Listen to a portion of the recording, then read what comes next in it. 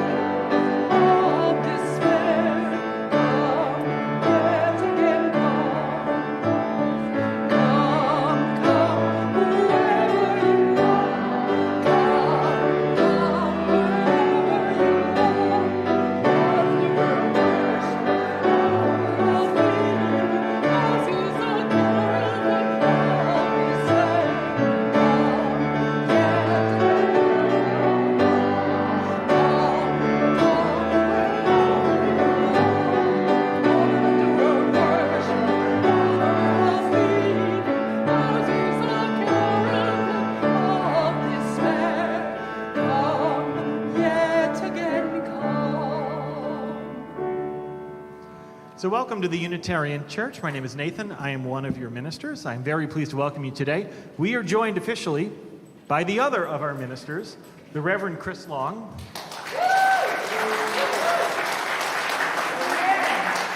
And for those of you online, you can see his foot. Sorry, we didn't move the chair, so your foot is always on screen. We are glad that you are here. If you're a visitor and you are curious want to know more about the church, you can talk to either of us. So glad you're with us. What you all need to know is that we have a middle hour, which is what we're calling it. This is especially pertinent for you online. We do Sunday school during middle hour, and we have an adult offering. It's a art and storytelling class with a member of this church, Leslie Grover. It's non-cumulative, so if you have missed all of them, so what? Come be together, make art, learn to tell stories. And we have a children's class, a youth class, and we're going to keep doing this because next week, so for those, no one else can see this but me, the person who I'm about to say is preaching next week is literally walking into the pulpit right now. Jim, would you just wave? And for the people who are watching online, picture a minister who's a member of this church waving. He's a retired minister. Jim Vanderwill will be our guest preacher next week, and the following week will be our gospel service. Can they still, or is it too late? If you would like to sing, Wednesday at 6:30, we need a lot of you, and it's not too late. Mostly hymns. It's mostly hymns. It's easy stuff. So the following Sunday is our gospel service, and the following Sunday is our in-gathering, and we have some extra special stuff scheduled for that weekend. So keep an eye out. We are glad you're with us. Welcome to the Unitarian Church.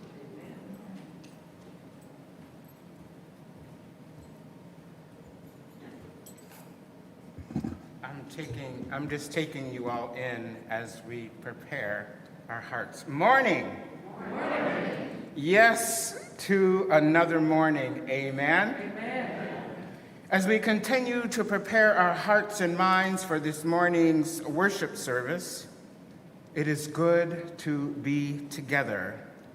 For those visiting us for the first time, again, as Reverend Nathan said, welcome. And good morning to those of you who are joining us over our YouTube channel. Thank you for joining us today, or whichever day of the week you are taking in this service. We are glad you are here. This morning's prayer. Spirit of life, Great Spirit, Holy One, Universe God. We open our hearts to be present, to be here with each other now. Yes, we must continue to open our hearts even as we need to find room for rest from all that is going on in our beautiful yet troubled world. Troubled by all that is going on so many levels, from global warming caused by climate change, upwards of 2,000 homes being damaged in the Yosemite fire, to the buckling of tarmacs in London, creating heat waves sooner and longer than ever before across the globe. And yes, some are dying in this heat wave. We are also learning of the monkeypox virus that just yesterday got elevated to a public emergency by the UN. Although it's impacting gay, bisexual, and men having sex with men, it also is including children now. Gratefully, this virus has not proved lethal. It's also true we have children in cages at the southern borders, still not reunited with their parents after too many months, now years to count. Troubled in that some women and some of our other non-binary or gender non-conforming siblings are being told what to do with their bodies related to reproductive justice. And there's still room for hope and action here in Louisiana, amen? Even closer to our hearts is that some of us are experiencing the loss of a loved one, including pets, have received new health diagnoses, and the prices of food and other essentials continue to climb towards yet another breaking point. Great Spirit, be with us now. It's also true that we have those who are celebrating recent marriages, anniversaries, or birthdays in the coming week. Some are celebrating new jobs in the last coming weeks. Some children or youth among us who are bringing to an end, hopefully, a fun summer, are now preparing to head back to school in the coming weeks. Yes, some are celebrating that school is starting anew. We gather today here and every week to be in community where we can share the joys, sorrow, and beauty of our lives and have it held together in community. May this continue to be a place we can call and continue to build sacred religious homes for more people. Amen. Blessed be. Shalom, salam, and ashe.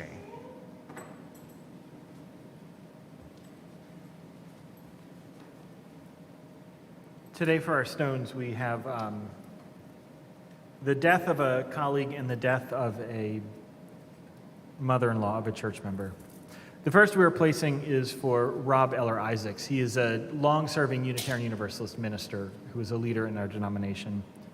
And we are also placing one for Stephania Nava Altman's mother-in-law, Dawn, who died earlier this week. This ritual that we have is open to everybody, visitor and member alike. We invite those who wish to come forward either along the west or the east wall. Take a stone, let it represent whatever's on your heart, whatever work you're doing, whatever you're processing, whatever you're holding on to, place it in the chalice bowl. We now invite those who wish to come forward. Oh, and online, please type it into the chat.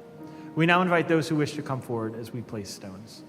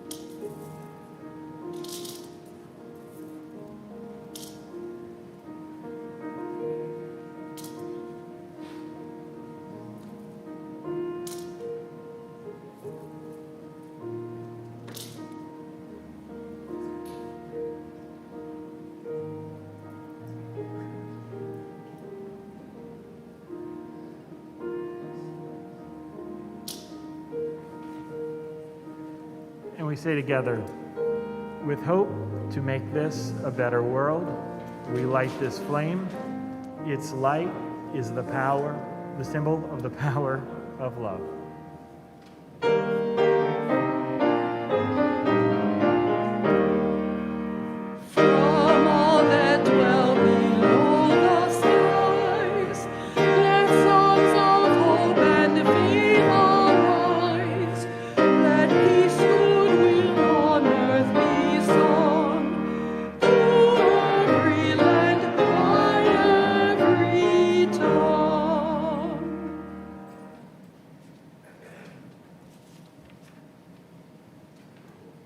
Our first reading for the morning is by a dear colleague, the Reverend Naomi King.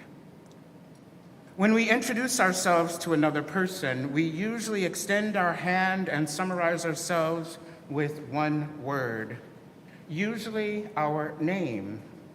Hello, my name is Naomi. These are the kind of face-to-face greetings that initiate relationships, that open our hearts and act as a bridge of connection from one person to the next. But there's another kind of one-word naming that goes on in our larger society that burns bridges, locks down relationships, and keeps us from living our promises to each other. We know these words. These are not words I need to repeat here, for repeating them simply gives them power. But they're the most horrible terms equivalent to shark and monster and demon. These are words denying inherent dignity.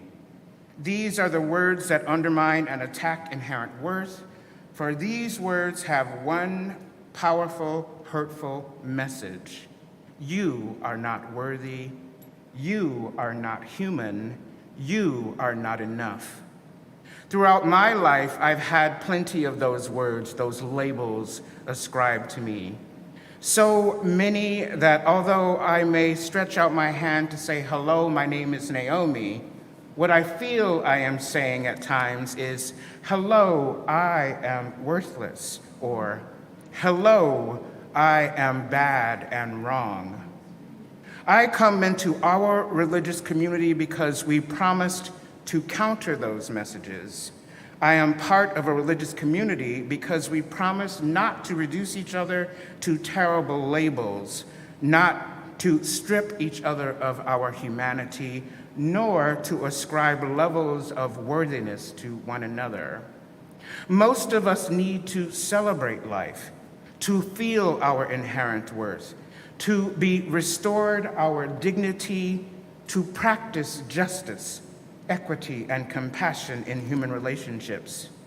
Most of us yearn to say, hello, I am somebody, and to be greeted. Hello, somebody, welcome.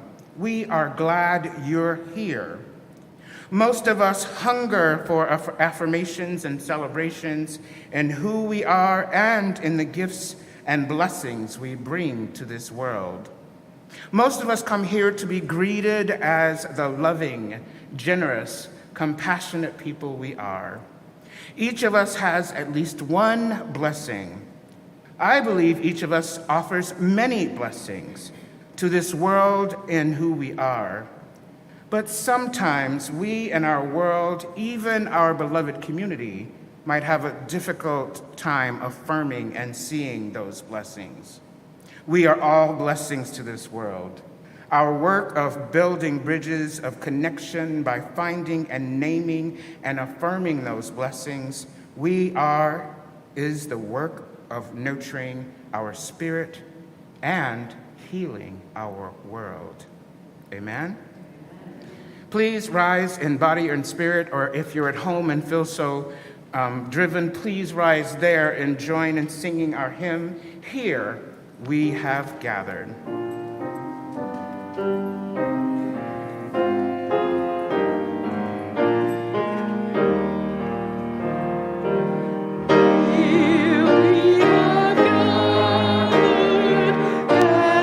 Side by side,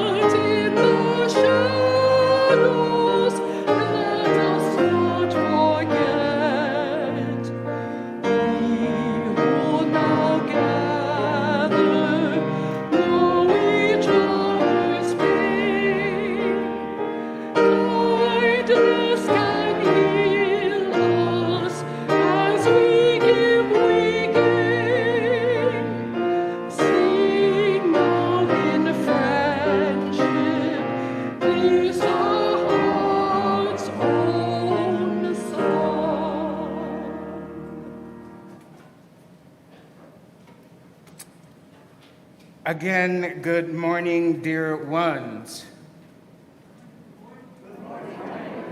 How y'all doing so far today? Amen. Oh, amen. Good. What else? Come on. Blessed. You can say tired. It's okay to come on a Sunday morning tired. Some of us hustled in from the parking lot, and we thank you. Thank you. Thank you. We see you.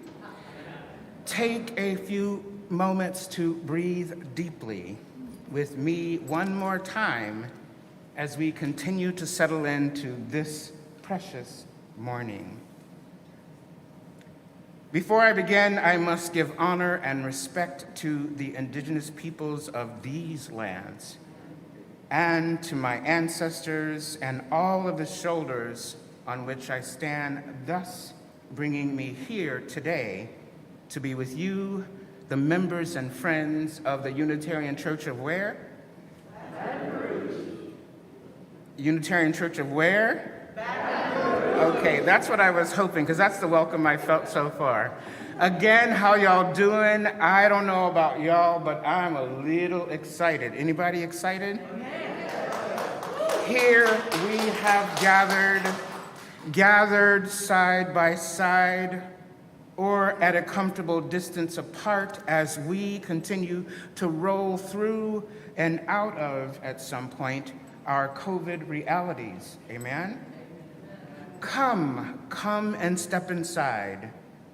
Dear ones, the 3.5-year wait to fill your second ministerial position has ended.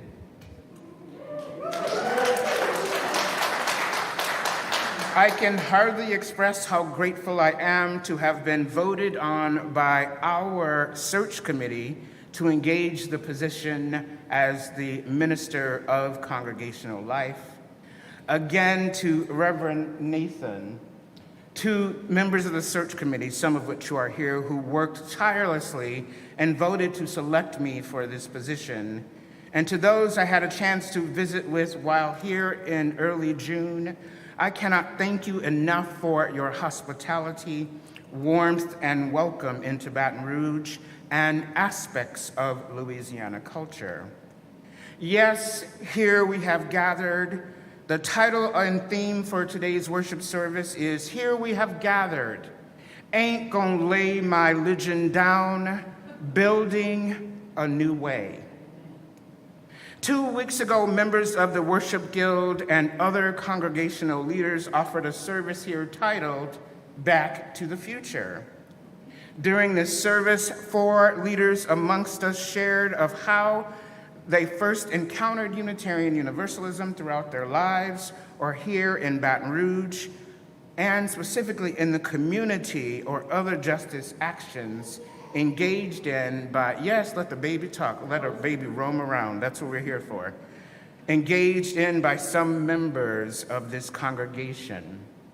I was profoundly moved by the compelling narratives of what brought those who shared into this church and what specifically has kept them here. Some new during the pandemic, others who have been here for a number of years. I was also deeply moved by the music on that Sunday and the high quality of the service led by our worship guild. Where the worship guild at? Give it up for the worship guild. Throughout my 22.5 years of being a Unitarian Universalist, I have seen many lay-led services, and y'all's service on that day was top shelf.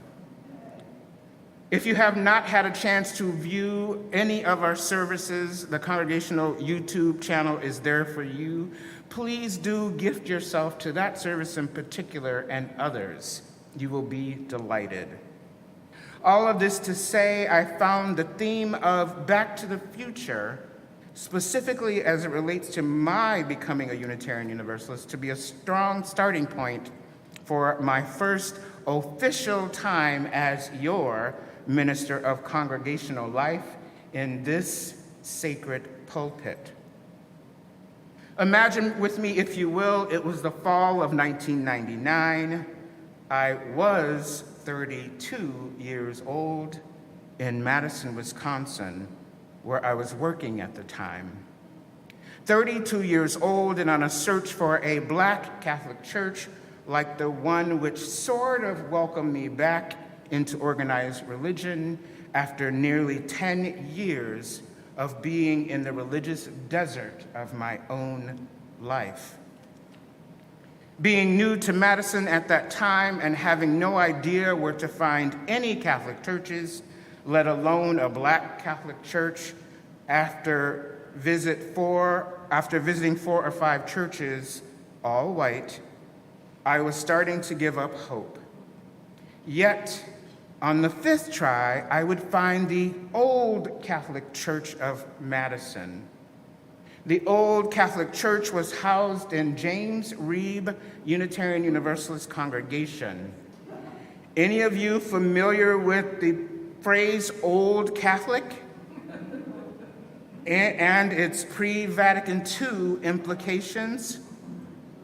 I got a few hands. Y'all can't see them online, but we have some head shaking and some In the back. Okay. in the back. The service I attended that day was all in Latin, and I spoke not a word of Latin then, and I'm not even sure I speak one now.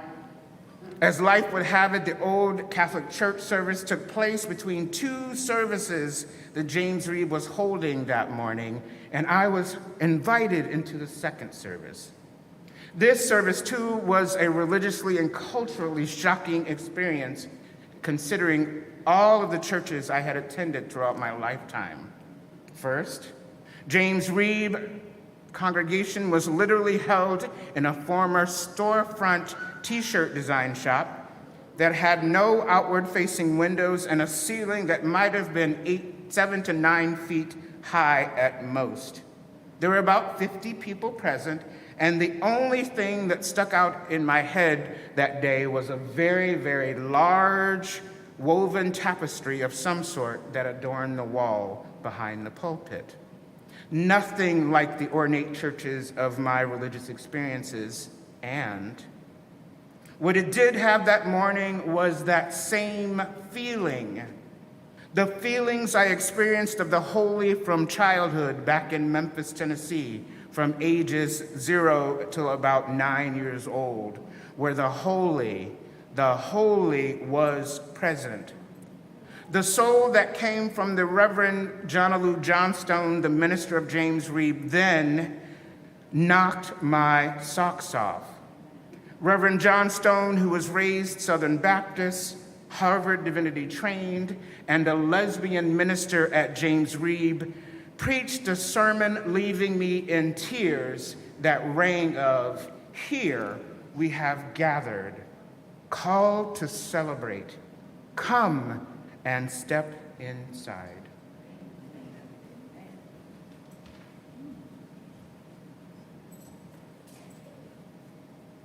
For those of you who want to know a trick of ministers, there is an email that goes out every Wednesday. It's called Braver Wiser, and it's usually about 300 words, and it's just a story from often Unitarian Universalists, but not always, and so this is one of them. I almost used it a few weeks ago, but I didn't, so it usually starts with a quote. This is by Reverend Dr. Laura Solomon, but the quote is from Andrea Gibson. "To love someone isn't so much to know them as it is to know their never-ending becoming." Reverend Dr. Solomon says, "When someone confronted me with the question, 'How important is it to you that you're queer?' I couldn't answer. Unsure whether to feel confused or insulted, I fumbled awkwardly through the conversation. It felt like there should be an answer, a way to quantify the importance of my queerness in concrete ways. A few days later, the answer arrived unexpectedly. I was flipping through the skirts in my local Goodwill. I was wearing a shirt declaring love is love and a mask with rainbows. Soon I noticed a teenager hovering nearby. They were tall and slender,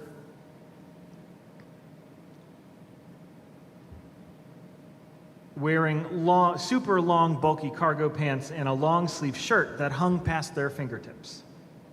Their hair was dyed black, shaved on one side, and long and silky on the other. "Hey," they said finally, "I like your mask." "Oh, thanks," I said. "I love rainbows." I held up a skirt and asked their opinion. The teenager nodded, cheeks turned pink, and affirmed, "It's really cute." "I thought so too," I said. I gestured down the row to the approximate size. "They've got some cute stuff today." They nodded and then disappeared. A few moments later, I glanced down the row and saw them running their fingers over the skirts. They looked at me nervously, and I smiled. "Good luck," I said as I walked away, but I don't think they heard me. They were holding a long, shimmering skirt that reminded me of a mermaid tail and studying the way the fabric caught the light. I suppose that they are my answer, that teen with a mermaid skirt. That my body could signal safety to a teen in goodwill is the only answer I could give. My queerness is that important. As important as their life and their necessity in this world. It's as simple as a rainbow mask and as beautiful as the galaxy of identity. Our queerness is as important as haircuts and rainbows signaling safety and love. It is as important as mermaid skirts, sequins, and cargo pants. To be queer is to know the ways of holding each other. To be queer is to know the ways of holding all that shimmers to the light.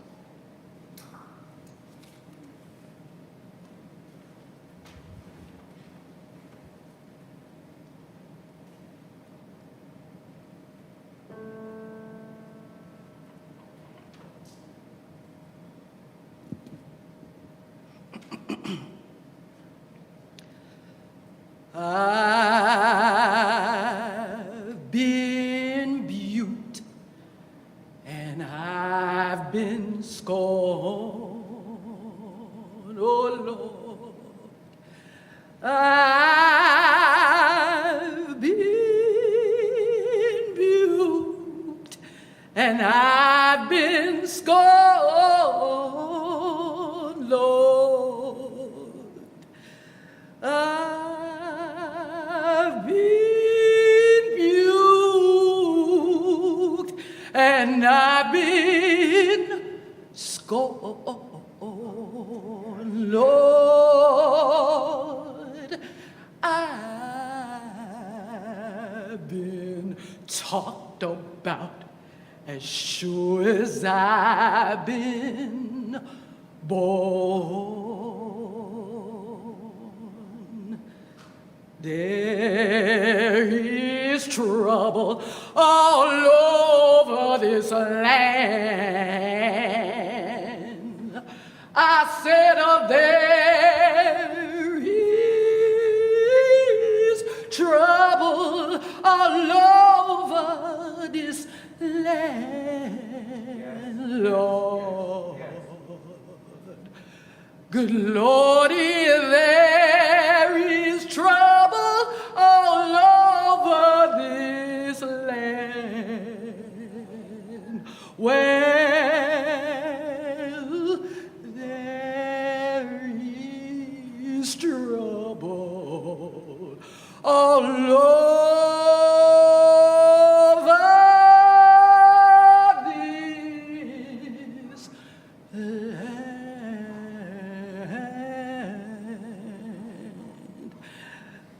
I'm gonna tell my Lordy when I get home. Yes, I am. I said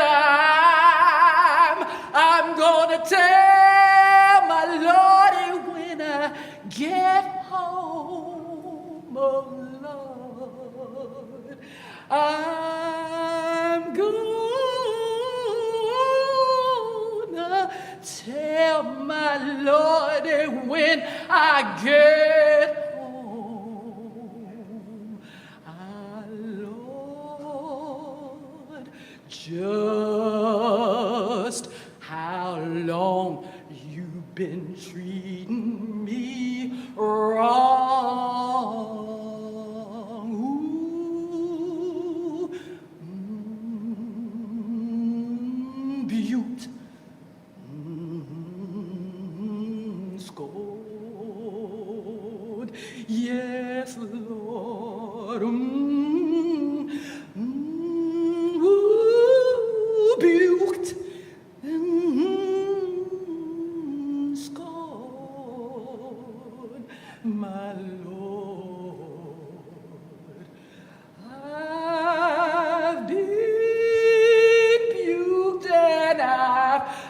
been scorned. I've been talked about as sure as you born.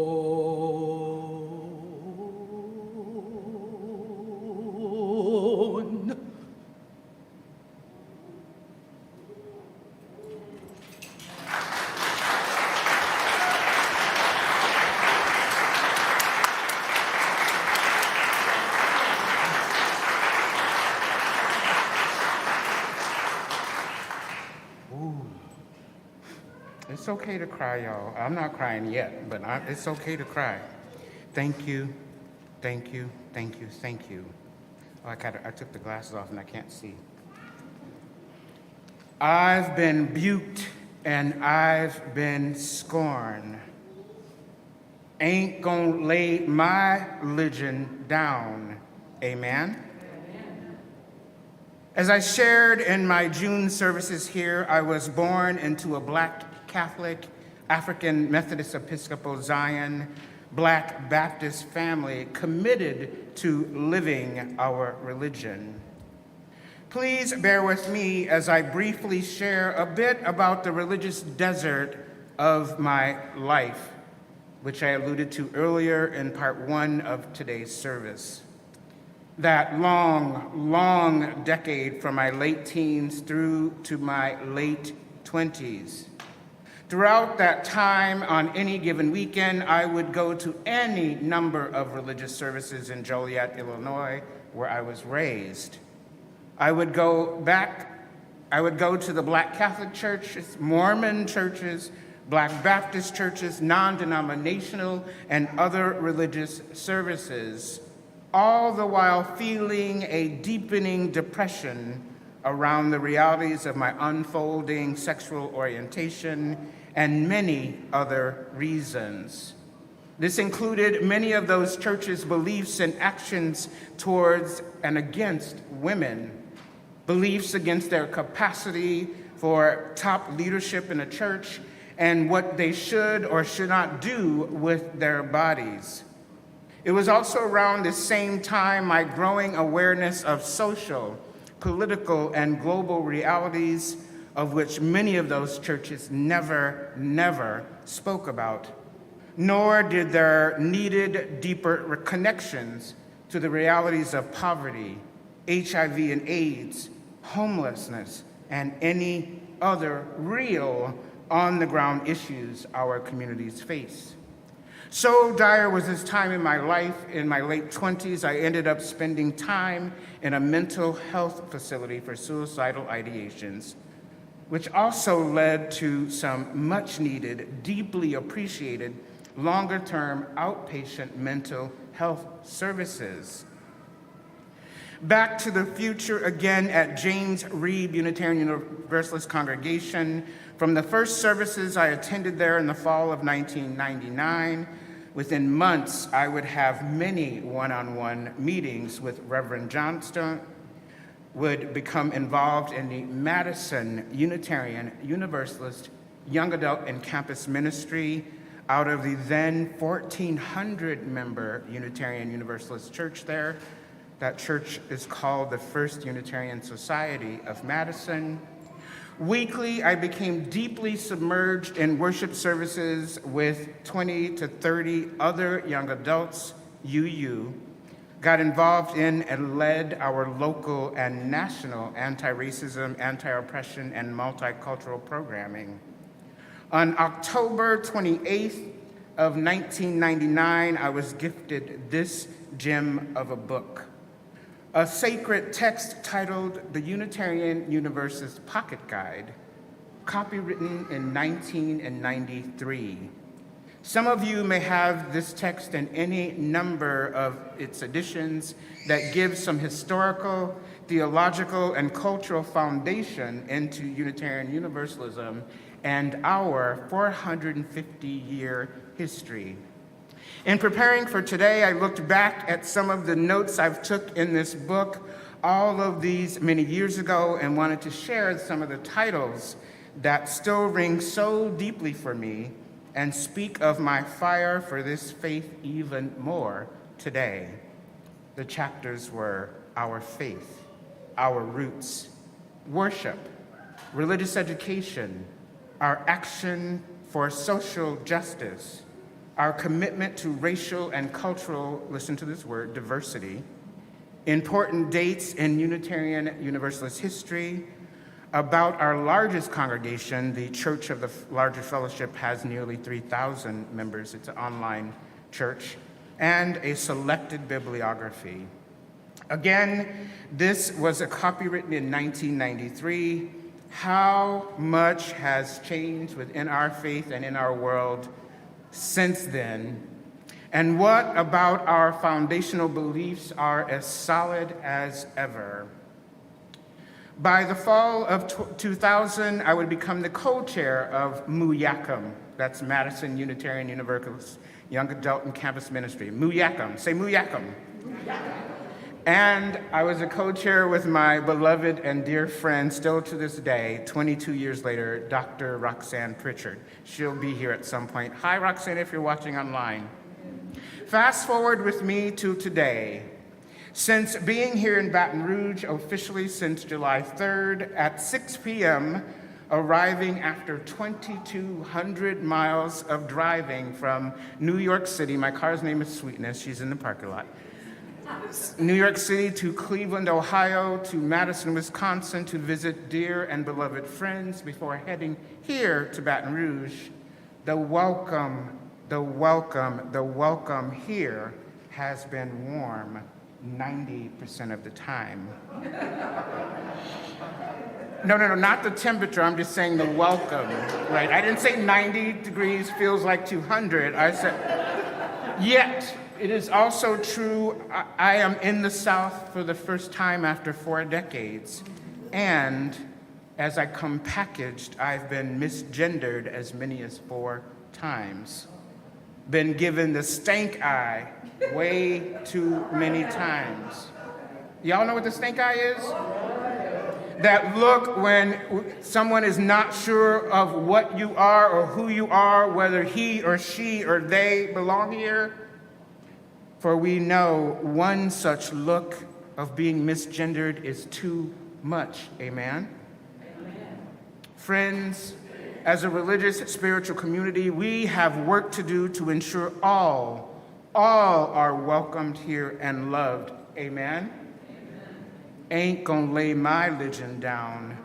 All that I value from some of the religious foundations of my childhood and early young adulthood are with me to stay. And my 22 and a half years in this dusty, raggedy, amazing faith are my rock, my sword, and my shield. Amen? Amen. Please remain seated and sing the next hymn, Guide My Feet.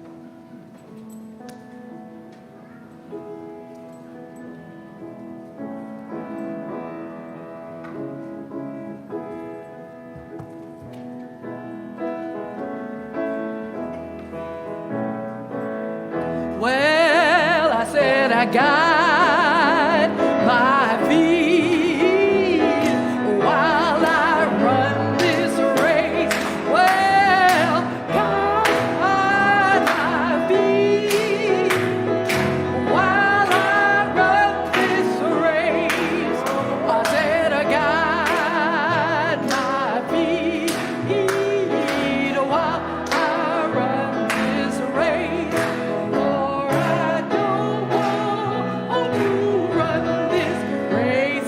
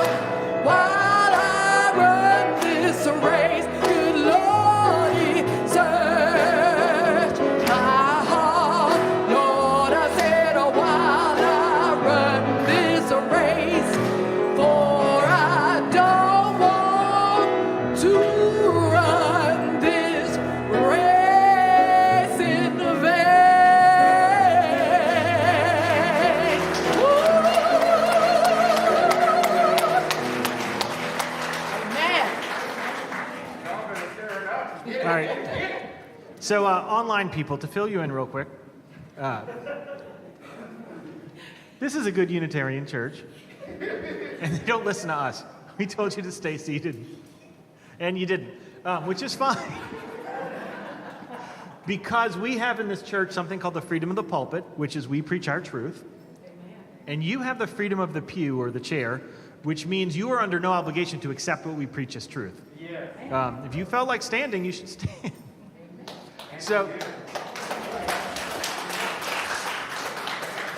So here's the deal with the offering, which I'm going to expect to, how do I do this? All right, those who felt moved to stand, you have a 20% increased tax.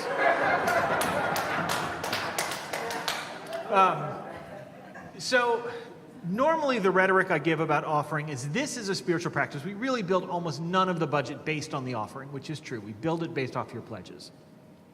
So it's more of a spiritual practice to practice saying this is what I am giving is because I'm not in this alone and everything that I have is not all mine alone.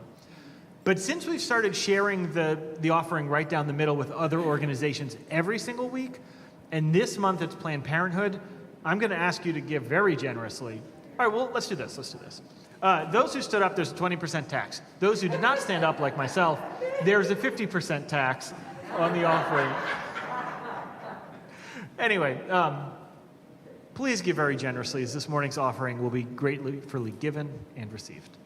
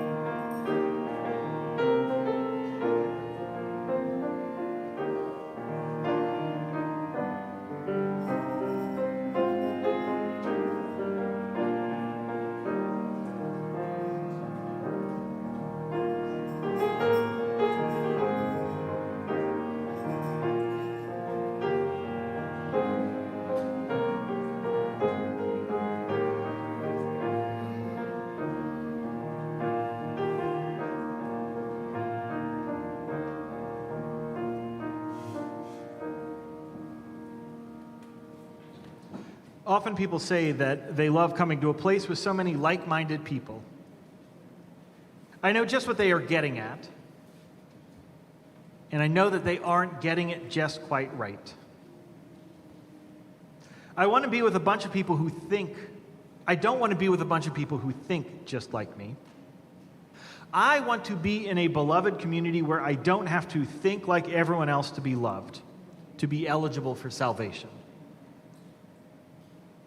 I want to be with people who value compassion, justice, love, and truth, though they have different thoughts and opinions about all sorts of things.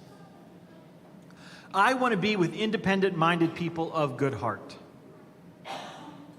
I want to be with people who have many names or no name at all for God.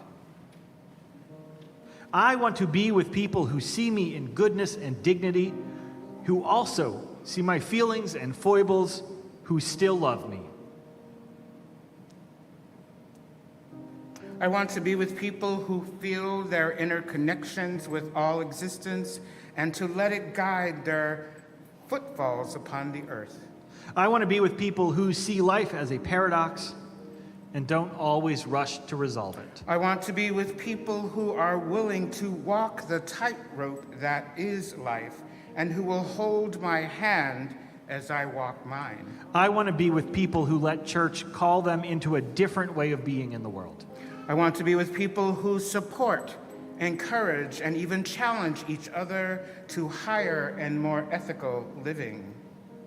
I want to be with people who inspire one another to follow the call of the Spirit. I want to be with people who covenant to be honest, engaged, and kind, who strive to keep their promises and hold me to the promises I make. I want to be with people who give themselves, who share their hearts and minds and gifts. I want to be with people who know that human community is often warm and generous, sometimes challenging, and almost always a grand adventure. In short, I want to be with people like you. I want to be with people like you. Thank you, Reverend Nathan. In recapturing those words by the Reverend Dana Worsnop, I want to be with people who covenant to be honest, engaged, and kind, who strive to keep their promises and to hold me to the promises I make. I want to be with people who give of themselves, who share their hearts and minds and gifts. I want to be with people who know that human community is often warm and generous, sometimes challenging, and most always a grand adventure. Friends, we are indeed continuing a grand adventure here with the Unitarian Church of Baton Rouge. Amen? Yes, you have waited 3.5 years long to fill our second ministry position. The fact that I am here now means that wait is over. Amen? And yes, I am so new to Baton Rouge and to Louisiana and y'all's food. Oh my goodness, am I new. I have a Midwestern palate and I'm learning that is a real thing. Yes, it is true, many of us have not had a chance to work or minister together yet. Thus, meaning at many levels, we are indeed in the process of building a new way together. It is also very, very true that this congregation for many decades now has been known as the church that It is also true that this congregation is in a very healthy place, in a place even as we together figure out what church will and can mean as we continue to adjust to life with COVID, as it is a part of our life and will be for a long, long time. By healthy, I mean I'm now many months of observing this congregation's worship services online, working very, very closely with Reverend Nathan to get to know him and his immediate family a bit more. Through our chats over the since probably late October, I'm humbled to share that I feel Reverend Nathan and I offer complements and supplements to each other's ministerial callings, which are indeed slightly different. And yes, there is much new and healthy to be explored as he and we church together. Amen? There is so much to be excited about. In spending time since January 10th with emails and Zoom calls and meetings with the members of the search committee who have worked to bring me here, we took a lot of time in getting to know each other. We spent hours on the road to and fro other congregations, in conversations, and me hearing of their love and your love of this congregation. That is what is making it healthy, and you are inspiring me. It is indeed an exciting time to be here at UCBR. Then in early June, I got to meet many more of you and to explore what you've been doing, both within this congregation and outside the congregational walls, that there is health. Yes, there are aspects of all of our now coming together that will be new towards building a newer way. Y'all have been doing a lot of holy work well before I was invited into this position. And who here is ready to rock and roll? I don't know about you, but I am excited. Is anybody else here excited? Anybody here excited? And there is holy work to do. Without getting too far into the weeds, let's briefly look at what you've asked of me so far in this position. Let's explore how we might engage in continuing the holy work you have already and will continue to do related to being an engaged member here. What shall we do to continue to connect these efforts to the social and racial justice work that is going on here in this congregation in Baton Rouge? There's a lot of work to do, y'all. And within the state of Illinois, in the state of Louisiana, connecting to this year's annual vision for ministry. Let's together explore your hopes for connecting with the eighth principle. This is newer holy work here, amen? First, the congregation's vision for ministry for 22-23. It states from your board, continue our deep commitment to racial reconciliation, to work towards full implementation of the eighth principle. 2, to ground our understanding for shared ministry, to strengthen our beloved community through better communication and developing a membership plan. Say it, a membership what? Membership plan. A membership plan. Who's gonna do that? We are. Okay, it's under my portfolio, but who's gonna do it? Create a culture that develops and foster involvement, generosity, and engagement. This is what you've asked of me to focus on as the minister of congregational life. To focus on the experience of each person in the congregation, from the visitor through deeply committed long-term members. Focusing on 3 primary areas: connection, deepening, and restoration.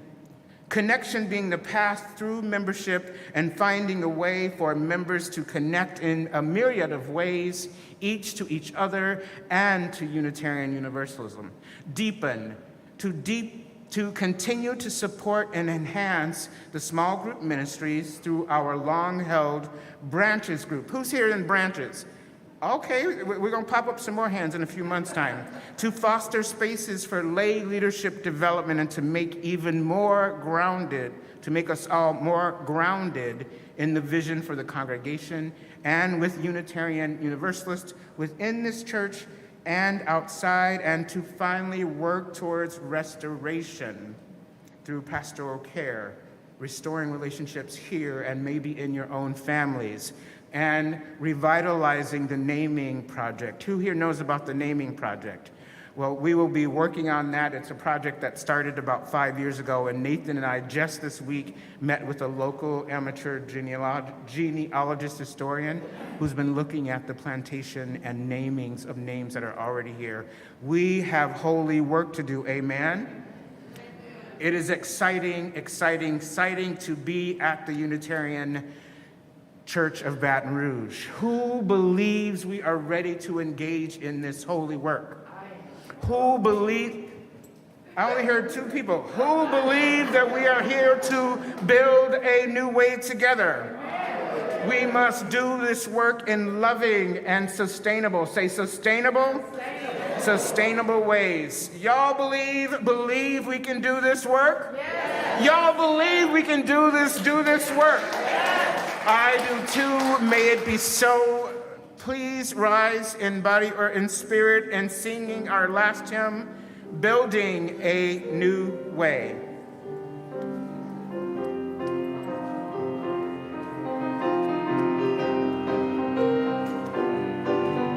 Yes. We are building a new way.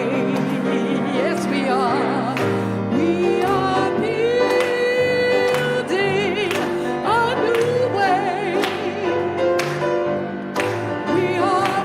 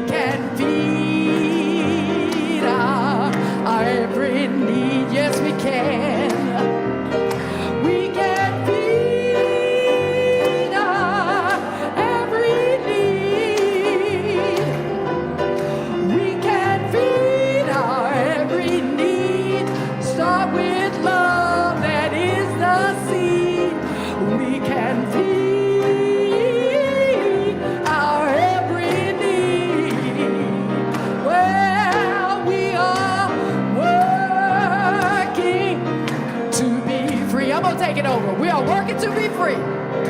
We are working to be free. We are working to be free. Hate and greed and jealousy. We are working to be free. Oh, yes. Friends, there's too much hardship in this world to not find joy every day. There's too much injustice in this world to not right the balance every day. There's too much pain in the world to not heal every day. Each of us ministers to a weary world. Let us go forth now and do that which calls us to make this world more loving, more compassionate, and more filled with the grace of divine presence every day. Amen? Amen. Amen? Amen. And amen.